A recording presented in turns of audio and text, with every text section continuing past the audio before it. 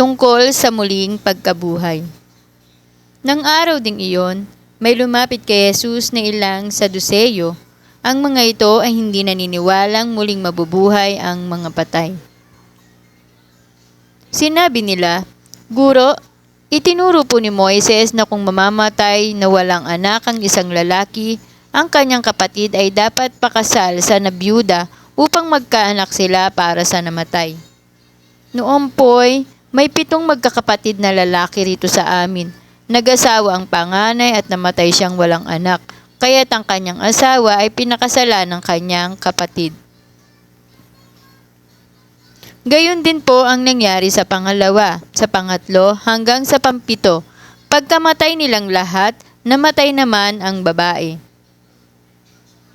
Ngayon, sino po sa 7 ang magiging asawa niya sa muling pagkabuhay? Yamang siya ay napangasawa nilang lahat." Sumagot si Jesus, "Maling-mali kayo. Palibhasa ay hindi ninyo nauunawaan ang mga kasulatan ni ang kapangyarihan ng Diyos.